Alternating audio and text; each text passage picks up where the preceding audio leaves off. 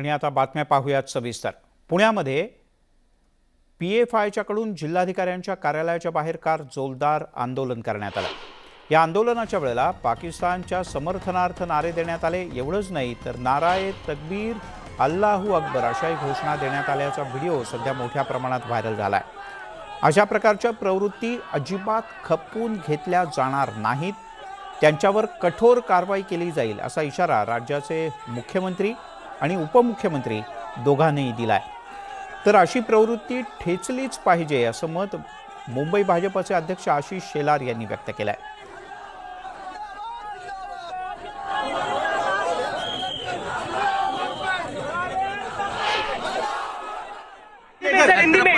छत्रपती शिवरायांच्या भूमीमध्ये पाकिस्तान जिंदाबादचे नारे खपवून घेतले जाणार नाहीत। यामध्ये पोलीस गृह विभाग अतिशय गांभीर्याने या सगळ्या वृत्तीकडे पाहतोय। त्यांचा कडेकोट बंदोबस्त गृह विभाग करेल। या देशामध्ये देशद्रोही लोकांना कुठलेही स्थान दिलं जाणार नाही आणि एवढंच मी आपल्याला सांगतो। आणि जे देशविरोधी राज्यविरोधी जे कोणी कृत्य करत असतील त्यांचा जो काही समाचार गृह विभाग पाकिस्तान जिंदाबादची घोषणा महाराष्ट्रामध्ये आणि भारतामध्ये कोणी जर देणार असेल तर त्याला सोडणार नाही, त्याच्यावर कारवाई करू। कुठे असेल तिथनं शोधून काढून त्यांच्यावर कारवाई करू। या पद्धतीच्या स्वभावाला वर्तणुकीला ठेचून काढलं पाहिजे आमची भूमिका आहे। या सगळ्यांना चुन के पकडलो आणि एक एक करून ठेचून काढलं पाहिजे, हीच आमची मागणी भारतीय जनता पक्षाच्या वतीने सन्माननीय गृहमंत्र्यांकडे राहील आणि तेही तेच करतील असा आमचा पूर्ण विश्वास आहे। तिकडे पुण्यात पाकिस्तान जिंदाबादच्या घोषणा देण्यात आल्या। सरकारनं अशा प्रवृत्तींना वेळीच ठेचलं पाहिजे अशी थेट आणि स्पष्ट मागणी केली मनसेचे अध्यक्ष राज ठाकरे यांनी। PFIच्या कार्यकर्त्यांना त्यांचा धर्म आणि पाकिस्तानाची आठवण सतत येत असेल तर तुमचा धर्म घ्या आणि पाकिस्तानात चालते व्हा, ही थेरं आमच्या देशात चालणार नाहीत असा सज्जड दम राज ठाकरे यांनी दिला।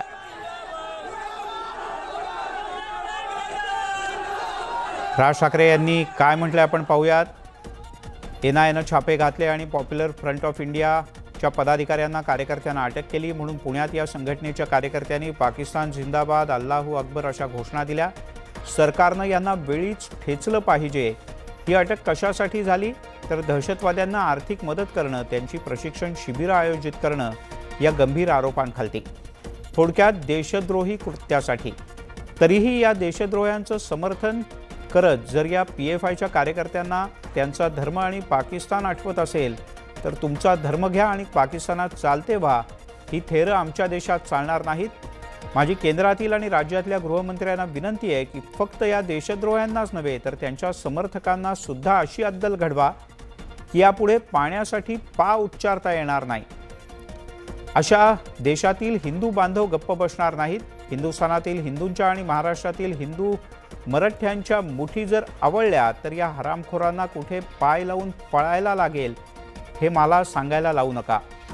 या सगळ्यांना उगाच सणासुदीच्या काळात अशांतता पसरेल त्यापेक्षा ही कीड समूळ नष्टच करा, यातच हिंदुस्थानचं हित आहे। राज ठाकरे यांनी आपल्या सहीनं हे पत्रक प्रसिद्धीस दिलंय।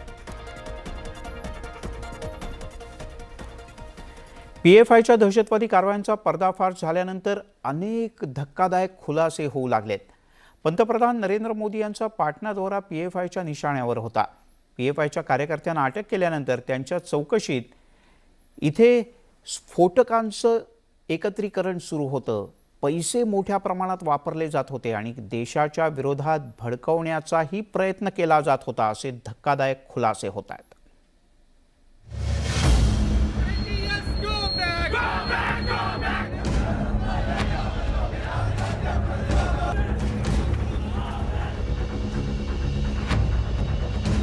PFIवर NIAकडून देशभरात एकाच वेळेला कारवाई सुरू करण्यात आली।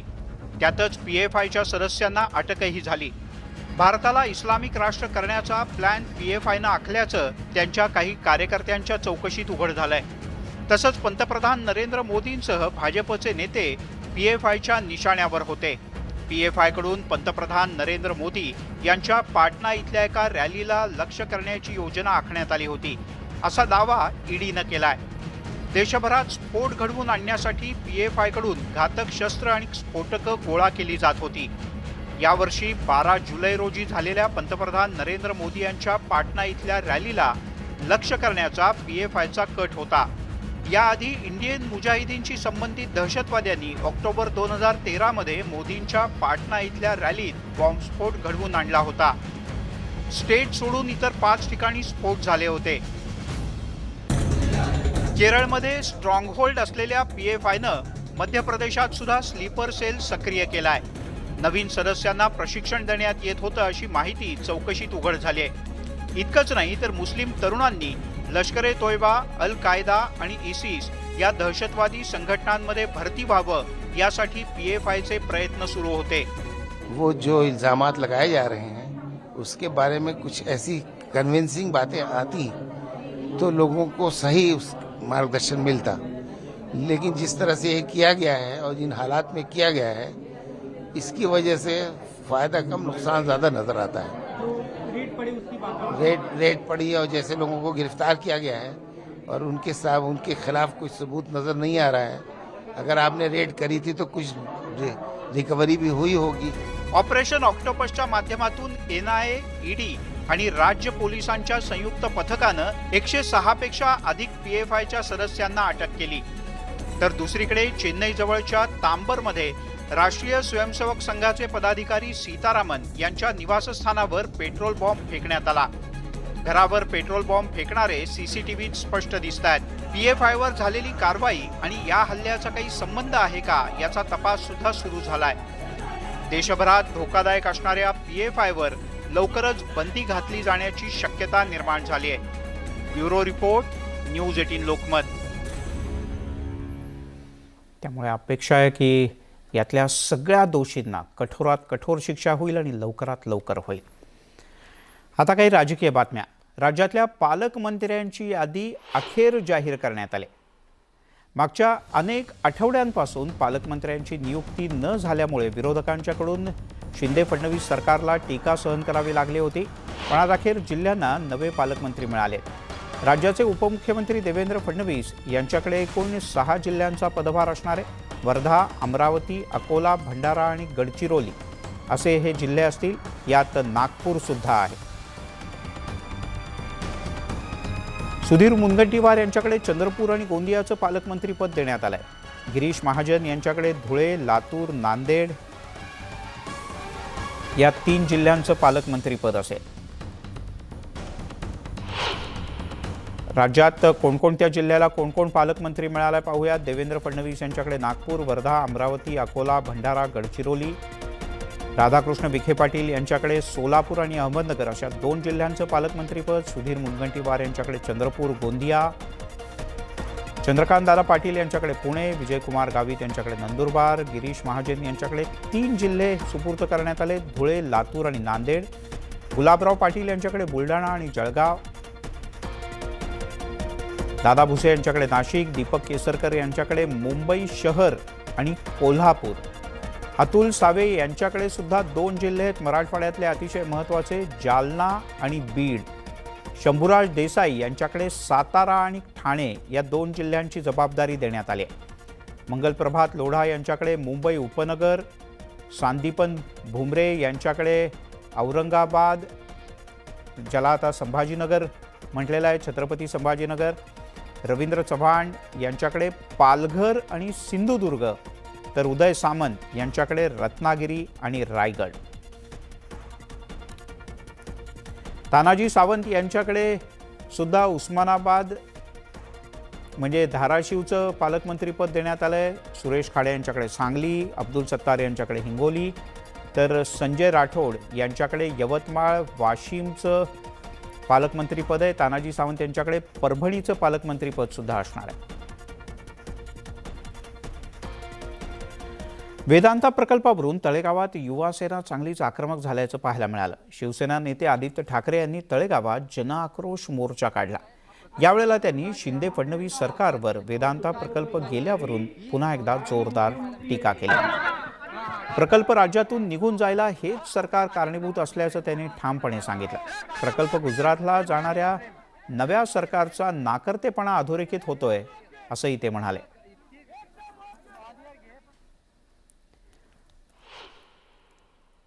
की जो प्रोजेक्ट 100% ठरलेला की हा महाराष्ट्रात येणारच, जो प्रोजेक्ट 100% ठरलेला ह्या तळेगावमध्येच येणार, जो प्रोजेक्ट 100% ठरलेला की इथून बाजूलाच येणार, मग तो प्रोजेक्ट सरकार बदलल्यानंतर बरोबर तुम्ही पळवला कसा?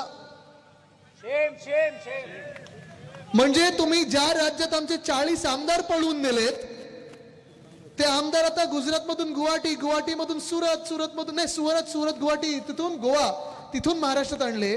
तसा हा वेदांता फॉक्सकॉनचा तुम्ही प्रोजेक्ट केला तर गुजरातमधून गुवाहाटीला पाठवणार आहात का? तिथून मग गोव्यात आणणार आहात का? आणि मग परत महाराष्ट्रात आणणार आहात का? जे विरोधी पक्षात बसले होते आणि जे आमच्याच बाजूला 40 गद्दार लोक जे होते, खोके सरकार बनवायचा विचार करत होते, त्यांच्यावर जी काही दडपणं असतील ती असतील, मला माहिती नाही, कदाचित तुम्हाला माहिती असतील दडपणं काय आहेत. नाही ऐकू नाही आलं मला, नाही ऐकू नाही आलं.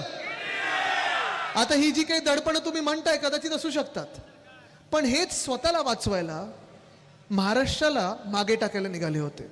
तिकडचे जे उद्योग मंत्री आहेत त्यांनी जेव्हा बघितलं की इथे सरकार बदललं आहे, इथे घटनाबाह्य सरकार बनलेलं आहे, हे सरकार जे कोसळणार आहे, कोसळणार म्हणजे कोसळणार तुम्ही लिहून घ्या, हे खोके सरकार बनल्यानंतर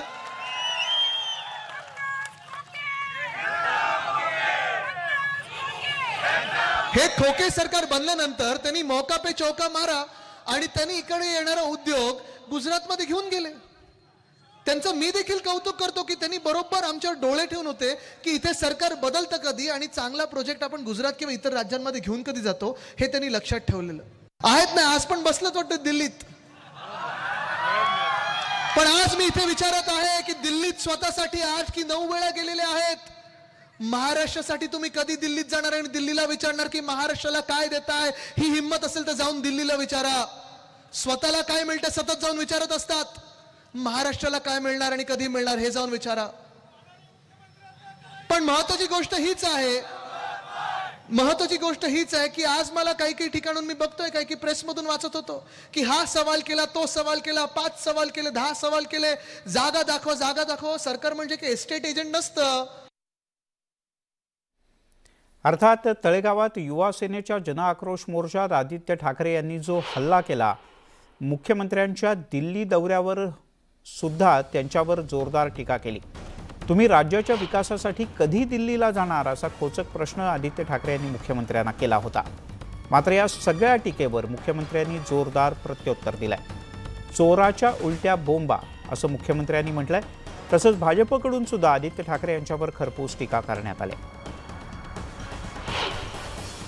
आज जे लोकांच्या जिव्हाळ्याचा हा विषय आहे त्या बाबतीमध्ये मी भेटतोय. वेदांताच्या बाबतीमध्ये मी यापूर्वी माझी भूमिका मांडलेली आहे. त्याला जबाबदार कोण आहे, चोराच्या उलट्या बंबा कोणाच्या आहेत हे लवकरच. तेव्हा हे सगळं असं आहे. पाहूयात काय होतं पुढे ते. नाणार, वाढवण, बुलेट ट्रेन आणि मेट्रो कारशेडच्या विलंबाबद्दल आधी उत्तर द्या आणि त्यानंतरच वेदांताबद्दल प्रश्न विचारा असा टोला केंद्रीय अर्थमंत्री निर्मला सीतारमण यांनी लगावलाय. अनेक विकास प्रकल्पांना यापूर्वी राज्यातल्या महाविकास आघाडी सरकारनं विरोध करून ते जाणीवपूर्वक रखडवल्याची किंवा राज्यातून घालवल्याची टीका केंद्रीय अर्थमंत्री निर्मला सीतारमण यांनी केली. त्या 2 दिवसांच्या पुणे दौऱ्यावर होत्या. ऑयल रिफाइनरी नानर विलेज में, रत्नागिरी डिस्ट्रिक्ट, एशिया के सबसे बड़ा, बिगेस्ट इन एशिया ऐसे रिफाइनरी का प्लान था. उसको रोकने वाले कौन है? आज वो दूसरे प्रोजेक्ट इधर नहीं आया करके इतना रोना धोना हो रही है. उसको क्यों रोका?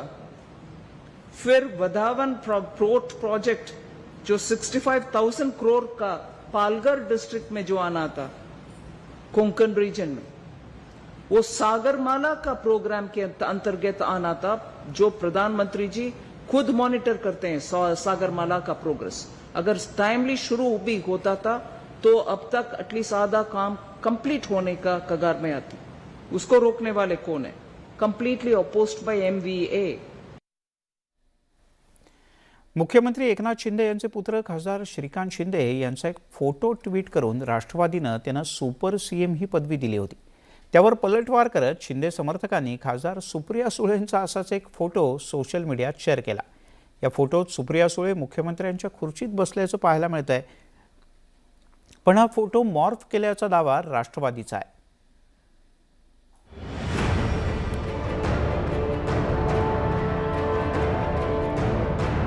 राज्यात सत्तांतरानंतर आता सत्ताधारी आणि विरोधकांमध्ये फोटोवरून राजकारण रंगल्याचं पाहायला मिळत आहे. विशेषतः सोशल मीडियावरून एकमेकांना खिजवण्याचा प्रयत्न सुरू आहे. खरे तर त्याची सुरुवात राष्ट्रवादी काँग्रेसने केली होती. त्यांनी खासदार श्रीकांत शिंदे मुख्यमंत्र्यांच्या खुर्चीत बसल्याचा एक फोटो सोशल मीडियावर शेअर केला होता. तसंच श्रीकांत शिंदे हे सुपर सीएम असल्याची टीकाही राष्ट्रवादी काँग्रेसने केली होती. आपण मुख्यमंत्र्यांच्या खुर्चीत बसलो नसल्याचं स्पष्टीकरण श्रीकांत शिंदे यांनी दिलं होतं. राष्ट्रवादी काँग्रेसच्या या हल्ल्यानंतर शिंदे समर्थकांनी पलटवार केला नाही तरच नवल. शिंदे समर्थकांनी खासदार सुप्रिया सुळेंचा एक फोटो ट्विट केला.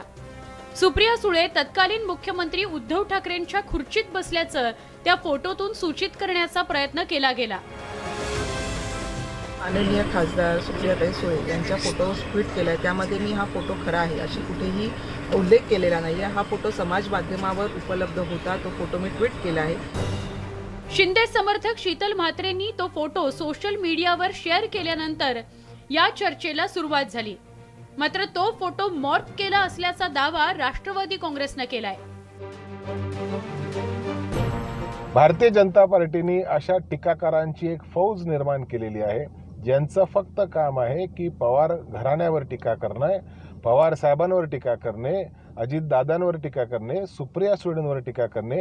कारण ह्या मोठ्या कर्तव्यदक्ष नेत्यांवर टीका केली तर आपोआप पब्लिसिटी मिळते. एवढंच काम भारतीय जनता पार्टीच्या काही नवीन टीकाकार नेत्यांकडे आहे. कोरोना काळातील तो फोटो असल्याचा दावा राष्ट्रवादी काँग्रेसने केलाय. मविया सरकारच्या काळात दिलीप वळसे पाटील आणि राजेश टोपे हे मुख्यमंत्री कार्यालयातून व्हिडिओ कॉन्फरन्सिंगच्या माध्यमातून एका बैठकीत सहभागी झाले होते. त्यावेळी मुख्यमंत्र्यांची खुर्ची रिकामी होती. मात्र त्या रिकाम्या खुर्चीत सुप्रिया सुळेंचा फोटो मॉर्फ करण्यात आल्याचा दावा राष्ट्रवादी काँग्रेसने केलाय. राष्ट्रवादी काँग्रेस आणि भाजपत सोशल मीडियावर सुरू असलेला वाद आता पोलिसात पोहोचलाय. राष्ट्रवादी काँग्रेसनं शीतल म्हात्रेंविरोधात तक्रार दाखल केली आहे. Bureau report, news 18 Lokmat. Photo war. तिकडे राष्ट्रवादी काँग्रेसचे ज्येष्ठ नेते एकनाथ खडसे हे पुन्हा एकदा भाजपात जाणार असल्याची चर्चा राजकीय वर्तुळात दबक्या आवाजात सुरू झाली. कारण दिल्लीमध्ये खडसे आणि केंद्रीय गृहमंत्री अमित शहा यांच्यात भेट झाल्याचं बोललं जात आहे आणि त्यामुळेच खडसे यांच्या घरवापसीच्या चर्चेला उधाण आलंय. एकनाथ खडसेंची घरवापसी, भाजपच्या वाटेवर एकनाथ खडसे, दिल्लीत खडसेंनी घेतली शहांची भेट, संभाव्य भेटीवरून रंगलं राजकारण.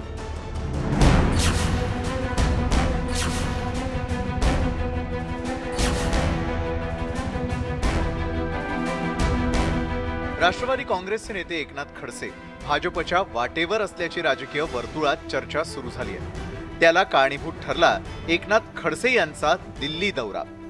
खडसे यांनी दिल्लीत केंद्रीय गृहमंत्री अमित शहा यांची भेट घेतल्याचं बोललं जात आहे. या भेटी दरम्यान खडसे यांच्या स्नुषा आणि भाजप खासदार रक्षा खडसे सोबत असल्याचं बोललं जात आहे. या भेटीमुळेच एकनाथ खडसे पुन्हा भाजपत जाणार असल्याच्या चर्चेला उधाण आलंय. मात्र खडसे शहा भेटीचा रक्षा खडसेंनी इन्कार केलाय. नक्कीच नाथाभाऊंची अमित शहा सोबत भेट त्या दिवशी आम्ही गेलेलो. त्या दिवशी ते त्यांच्या व्यस्त कार्यक्रमामुळे भेट आमची होऊ शकली नाही, पण त्यांची फोनवर चर्चा झालेली आहे. असं मला अजून काही कल्पना तर नाही की नाथाभाऊ भाजपमध्ये येणार आहे. मी भाजपमध्ये आहे, नाथाभाऊ राष्ट्रवादीमध्ये. खरं तर उपमुख्यमंत्री देवेंद्र फडणवीस आणि एकनाथ खडसे यांच्यातील राजकीय वाद सर्वश्रुत आहे. भाजपमधून बाहेर पडताना खडसेंनी फडणवीसांवर जाहीरपणे टीका केली होती. पण आता खडसे शहा भेटीवरून अनेक तर्क वितर्क लावले जात आहेत. याविषयी खुद्द खडसेंनी हा खुलासा केलाय. माननीय अमित शहांशी मी फोनवर चर्चा केली आहे काही व्यक्तिगत कारणासाठी आणि याची माहिती माननीय शरद पवार साहेबांना मी आधी दिली होती आणि नंतर शरद पवार साहेबांनी मला सांगितलं की मी स्वतः अपॉइंटमेंट घेतो आणि मी आणि तुम्ही असे दोघं मिळून माननीय अमित शहा साहेबांच्या पण भेट घेऊ. खडसे शहांच्या संभाव्य भेटीविषयी चर्चा सुरू असतानाच भाजप नेत्यांनी याविषयी सावध भूमिका घेतली आहे. तो एकनाथ खडसे भाजप येणार अशी चर्चा आहे. मला कल्पना अमित शहांची भेट झाली नसली तरी फोनवरून चर्चा केल्याचं एकनाथ खडसेंनी मान्य केलंय. मात्र या दोन नेत्यांमध्ये नेमक्या कोणत्या विषयावर चर्चा होतीये हे अद्याप गुलदस्त्यातच आहे. Bureau report, news 18 Lokmat. तिकडे भाजपचे प्रदेशाध्यक्ष चंद्रशेखर बावनकुळे यांनी राष्ट्रवादीवर घणाघाती टीका केली. राष्ट्रवादीतील धुसफुसीचा एक दिवस राजकीय विस्फोट होईल असं भाकीतही त्यांनी वर्तवलंय. राष्ट्रवादी काँग्रेसमध्ये गेल्या काही दिवसांपासून मोठी धुसफूस आहे. ही धुसफूस आजही कायम आहे. त्यामुळे एक दिवस निश्चित काहीतरी वेगळं घडेल असं बावनकुळे यांनी म्हटलंय. आता राष्ट्रवादीतून कोण फुटणार आणि कुठला राजकीय स्फोट होणार याची चर्चा त्यामुळे सुरू झाली. काँग्रेसमध्ये धुसफूस नाही आहे, राष्ट्रवादीमध्ये धुसफूस होती. हे मी मागच्या पुण्याच्या प्रेसमध्ये सांगितलं होतं. आता स्वतः अजितदादांनीच म्हटलं. याचा अर्थ राष्ट्रवादीमध्ये सुद्धा धुसफूस आहे अजूनही. तेव्हाही होती, आजही आहे. आणि एक दिवस असा येणार आहे की राष्ट्रवादीची धुसफूस इतक्या मोठ्या प्रमाणे होणार आहे की तुम्हाला अजून कळेल एक राजकीय बॉम्बब्लास्ट झाल्याचं. बीडच्या दौऱ्यावर असताना राज्याचे आरोग्यमंत्री तानाजी सावंत यांची जीभ घसरली. विरोधकांवर टीका करताना त्यांनी अतिशय खालच्या पातळीत टीका केली. कुठल्या तरी राष्ट्रीय पुरुषाचे पुतणे होता म्हणून,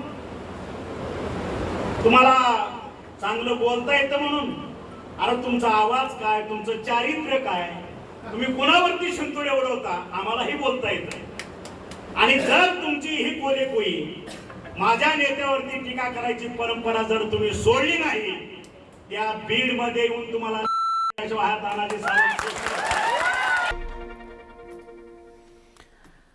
न्यूज 18 लोकमतवर आपण पाहताय दिवसभराच्या बातम्या.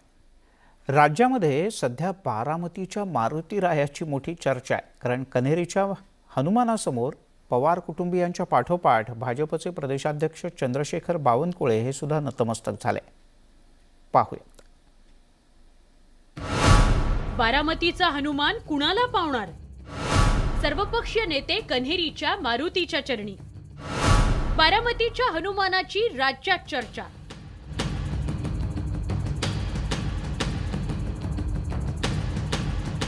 राज्यात गाव तिथं देऊळ आहे, पण सध्या राज्याच्या राजकारणात चर्चा आहे ती बारामतीच्या मारुती रायाची. बारामतीच्या कन्हेरी गावातल्या हनुमानाला सध्या जास्तच डिमांड आहे. कन्हेरीच्या मारुतीला नारळ वाढवल्यानंतरच शरद पवार निवडणुकीचा उमेदवारी अर्ज भरतात असं सांगितलं जातं. जेव्हा पवारांच्या आस्तिकतेवर प्रश्न निर्माण केलं तेव्हा पवारांचा कन्हेरीच्या मंदिरातला व्हिडिओ राष्ट्रवादी काँग्रेसच्या कार्यकर्त्यांनी सोशल मीडियावर फिरवला. क्वचितच देवदर्शन घेताना दिसणारे अजित पवारही कन्हेरीच्या हनुमानाच्या दर्शनाला गेले होते. अजित पवारांचं जाहीर देवदर्शन बारामतीकरांना बहुतेक पहिल्यांदाच पाहायला मिळालं असावं. त्यांनी हनुमानाकडे काय मागितलं हे मात्र कळू शकलेलं नाही. भाजप प्रदेशाध्यक्ष चंद्रशेखर बावनकुळेंनी जेव्हा बारामतीचा दौरा केला तेव्हा ते आवर्जून कन्हेरीच्या मारुतीच्या दर्शनाला गेले. कन्हेरीच्या हनुमान दर्शनानंतर त्यांनी थेट शरद पवारांना ललकारलं. तुमच्या सर्वांमध्ये ही क्षमता आहे की 2024 ची बारामती लोकसभा 1 लाख मताच्या वर तुम्ही जिंकू शकता. ही ताकद तुमच्या सर्व कार्यकर्त्यांमध्ये आहे, सर्व कार्यकर्त्यांमध्ये आहे. तुम्ही तयार आहे का? तुम्ही तयार आहे का? जरा थोडा हात वरून सांगा मला. कन्हेरीच्या हनुमानाची पॉवर बहुतेक राजकीय नेत्यांना कळली असावी. भाजपनं बारामती लोकसभेची निवडणूक प्रतिष्ठेची केल्यामुळं बजरंग बली सगळ्याच पक्षाच्या नेत्यांचा हॉट फेवरेट झालेत. त्यामुळे आता बजरंग बली कोणाला पावणार याची चर्चा बारामती नव्हे तर संपूर्ण राज्यात रंगली आहे. जितेंद्र जाधव सह bureau report, news 18 Lokmat, Baramati. सगळेच जण म्हणतात बजरंग बली की जय. तिकडे कोल्हापूरच्या अंबाबाई देवीच्या मूर्तीवर अचानकपणे केलेला वज्रलेपाचा वाद आता चिघळलाय, कारण शिवसेनेनं या सगळ्या प्रकरणाची चौकशी व्हावी अशी मागणी केली आहे. अंबाबाईच्या मूर्तीवर अनेक वेळेला वज्रलेप झाले, मात्र रात्रीच्या वेळेला कोणती पूर्वसूचना न देता करण्यात आलेला हा वज्रलेप वादात सापडला. अंबाबाईच्या मूर्तीला वादाचा वज्रलेप. रात्री वज्रलेप केल्यानं सेना आक्रमक. वज्रलेपाचा वाद थेट पोलीस ठाण्यात. वज्रलेप प्रकरणाची चौकशीची मागणी. नवरात्रीच्या तोंडावर कोल्हापुरात अंबाबाई देवीच्या वज्रलेपाचा वाद उभा राहिलाय. मागील रविवारी अचानकपणे मंदिराची दारं बंद करून हा वज्रलेप करण्यात आला. त्यामुळे याबाबत शिवसेनेनं शंका उपस्थित करत देवस्थान समिती कार्यालयावर मोर्चा काढला. अंबाबाई देवीच्या मूर्तीला नेमकी काय इजा पोहोचल्यानं हा वज्रलेप केला असा सवाल करत शिवसेनेनं या वज्रलेप प्रकरणाची न्यायालयीन चौकशीची मागणी केली आहे. ही पहिली मूर्ती होती आणि ही सद्य परिस्थितीची मूर्ती आहे. या दोन्ही मूर्तीमध्ये आपणास फरक लगेच आढळून येईल. आणि ह्या मूर्तीच्या वर एक शिवलिंग होतं आणि एक 3 पन्ने नाग होता. आणि त्यामुळे या देवीला देखील नारायणी म्हणून संबोधलं जायचं, नारायणी म्हणून. आणि हा गलतान कारभार देवस्थानचा उघडकीस आलेला आहे. हा वज्रलेप कुणाच्या तरी सांगण्यावरून केल्याचा आरोप करत ही प्रक्रिया बेकायदेशीर असल्याचं शिवसेनेचं म्हणणं आहे. या प्रकरणी जिल्हाधिकारी आणि देवस्थान सचिवांवर कारवाईची मागणी करत शिवसेनेनं जुना राजवाडा पोलिसात तक्रार दाखल केली आहे. मात्र ही सगळी प्रक्रिया कायदेशीर असल्याचं देवस्थान समितीचं म्हणणं आहे. नियमित संवर्धनाचा हा भाग असल्यामुळं जो पुरातत्व विभागाने 2015ला केला होता, त्यामध्ये हा नियमित संवर्धनाचा दर 2 वर्षाचा भाग जो होता त्याचाच हा भाग असल्यामुळे ते स्वतंत्ररित्या जाहीर केलं नव्हतं. परंतु आपण संवर्धन प्रक्रिया सुरू असल्याचं ह्याच्यामध्ये आपल्या मंदिराच्या ह्याच्यावर जाहीर केलं होतं त्यावेळी, आणि अजून पण ते तुम्हाला बघायला मिळेल संवर्धनाच्या प्रक्रियेमध्ये. अंबाबाई देवीची मूर्ती अनेक वर्षांपूर्वीची आहे. 26 सप्टेंबर 1715 रोजी अंबाबाईची मूर्ती नित्यपूजेत आली. दुग्धाभिषेक, कुंकुमार्जन यामुळे कालांतरानं मूर्तीची झीज सुरू झाली. 1955 दरम्यान तत्कालीन द्वारकापीठ शंकराचार्यांच्या पुढाकारानं मूर्तीला वज्रलेप करून संरक्षण करण्याचा विचार पुढे आला. तेव्हापासून आतापर्यंत मूर्तीवर अनेक वेळा वज्रलेप करून ती सुस्थितीत ठेवण्याचा प्रयत्न झाला. हा वज्रलेप करताना देवीच्या मुकुटावरचा नाग घालवण्यात आल्याचा वाद यापूर्वी रंगला होता. त्यातूनच अंबाबाई की महालक्ष्मी हा नवा वाद निर्माण झाला होता. हे वाद भाविक विसरत नाही, तोच आता रात्रीच्या वज्रलेपाचा नवा वाद पुढे आलाय. त्यामुळे आता गोपनीयरित्या वज्रलेप करण्याचं कारण देवस्थान समिती जाहीर करणार आहे का, आणि हे काम कुणाच्या सांगण्यावरून करण्यात आलं याची माहिती पुढे आणणार आहे का, हे पाहणं महत्त्वाचं ठरणार आहे. ज्ञानेश्वर चाळोखे, न्यूज 18 लोकमत, कोल्हापूर. नवरात्रीच्या निमित्तानं अंबाबाई मंदिराला अतिशय आकर्षक अशी रोषणाई करण्यात आली आहे. 3.5 शक्तिपीठांपैकी एक असलेलं हे मंदिर नवरात्रीच्या उत्सवासाठी आता सज्ज झालंय. या विद्युत रोषणाईची ड्रोनच्या माध्यमातून घेतलेली ही एक्सक्लुझिव्ह दृश्य न्यूज 18 लोकमतच्या प्रेक्षकांसाठी.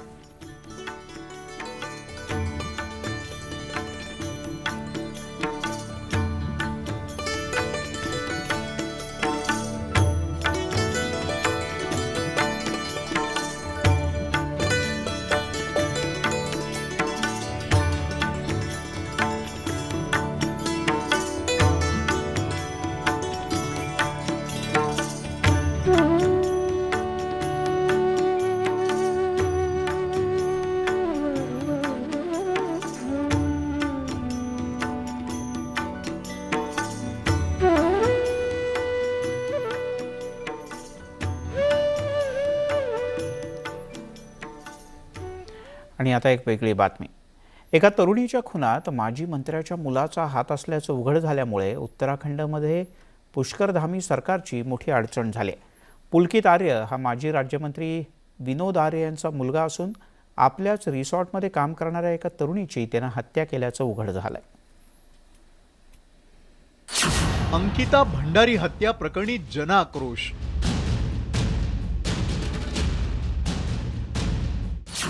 माजी राज्यमंत्र्यांच्या मुलाकडून हत्या. पोलिसांनी आरोपींना ठोकल्या बेड्या. 19 वर्षीय अंकिता भंडारीच्या हत्येमुळे उत्तराखंडमध्ये एकच खळबळ उडाली आहे. या हत्याकांडात उत्तराखंडमधील भाजप नेत्याच्या मुलाचा सहभाग उघड झाल्यामुळे राजकारण तापलंय.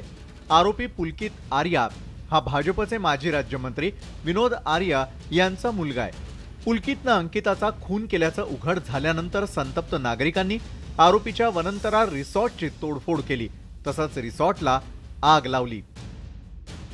रिजॉर्ट से वो लड़की 3 लोगों के साथ निकली थी और वापस वहाँ के जो लोगों के बयानों के आधार पर वापस नहीं आई थी. तो नेचुरल सी बात है कि प्राइम सस्पेक्ट 3 थे, पुलकित, अंकित और भास्कर. तो उन तीनों को हमने जो है फिर रात को गिरफ्तार कर लिया था.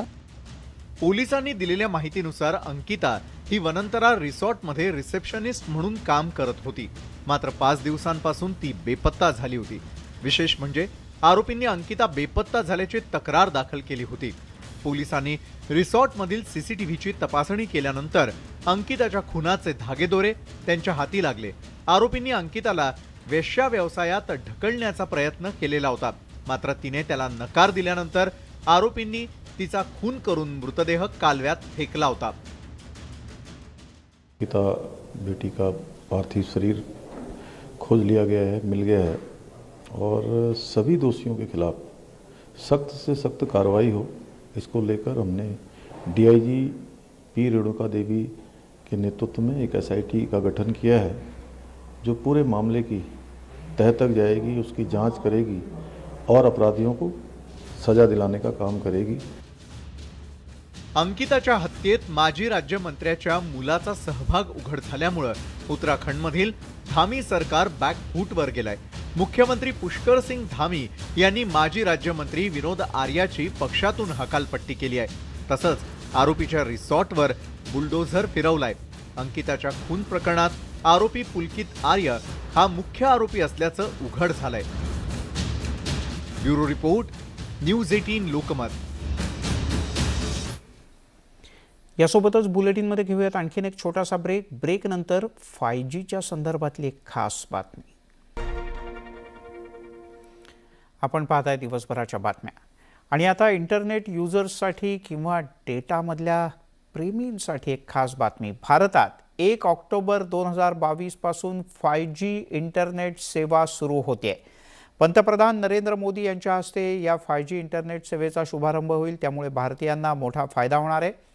एका अहवालात असं समोर आलंय की 5Gमुळे भारतीय अर्थव्यवस्थेला 2023 ते 2040 या दरम्यान 36.4 ट्रिलियन रुपये म्हणजे 455 अब्ज डॉलर्स इतका फायदा होण्याची शक्यता आहे.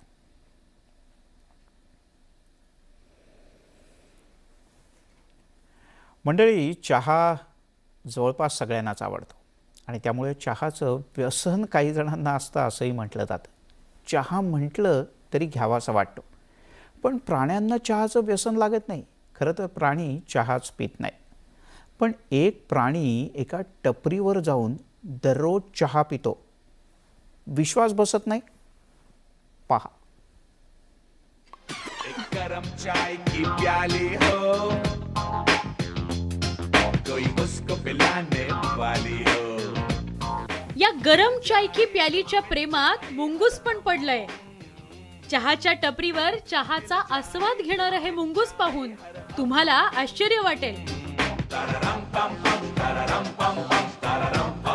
मात्र ही चहाची टपरी चालवणाऱ्या सचिन देशमाने यांना याचं काहीच आश्चर्य वाटत नाही.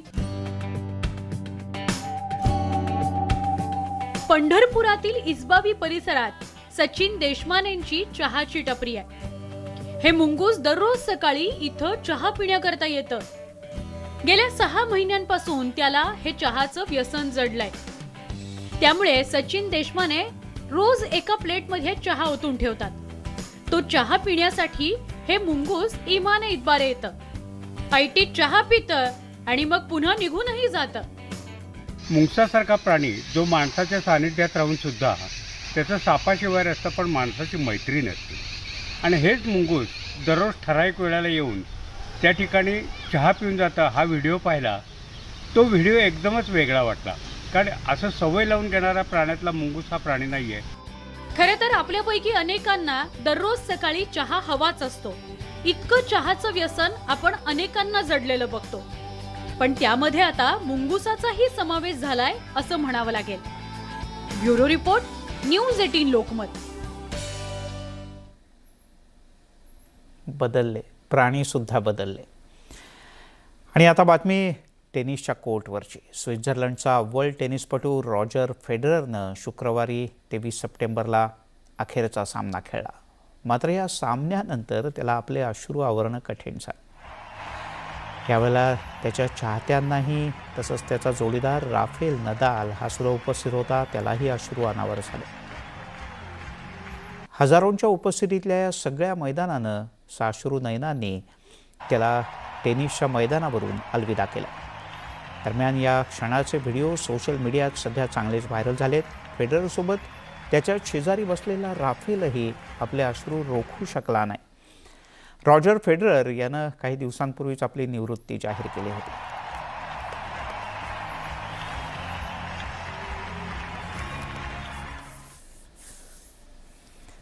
तुझे हे अश्रू आणि निस्सीम हसणं सुद्धा आम्हाला सगळ्यांना कायमच ऊर्जा देत राहील. Will miss you on court. दिवसभराच्या बातम्यांमध्ये इथेच थांबूया.